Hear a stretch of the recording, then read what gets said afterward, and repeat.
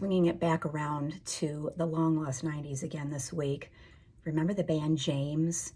Sit Down, Born of Frustration, a favorite of mine, and of course, the perfect song, Laid. James was another one of those glorious bands that came from that Manchester scene from the early to mid 80s. A series of members and band name changes came and went throughout the 80s until the lineup that resulted in their most notable hits.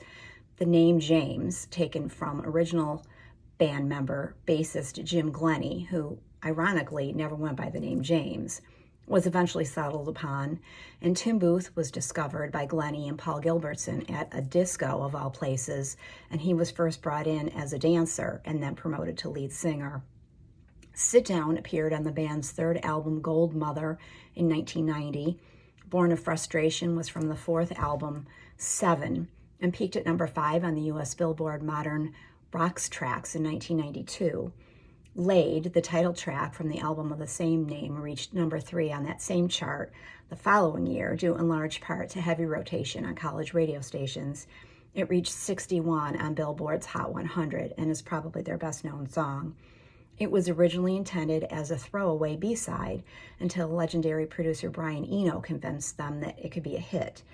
It's been covered by another of my favorite 90s groups, Better Than Ezra, as well as Butch Walker and some others.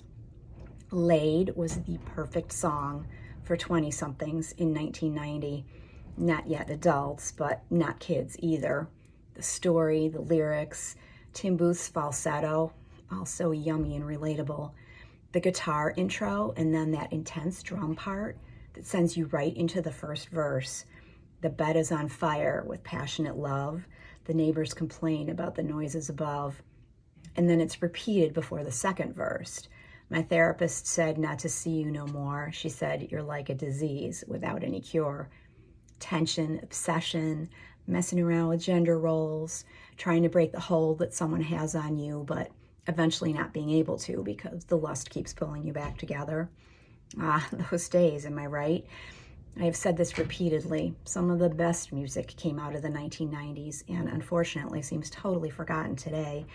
From what I could find, James still tours. I might have to put them on my list of groups to see before it's too late so I can relive my glory days. Find this song on YouTube or Apple Music or Spotify or wherever you listen to music. Or better yet, go to a record store and see if you can find copies of their albums and listen to them on vinyl, the best way to listen to music, in my opinion.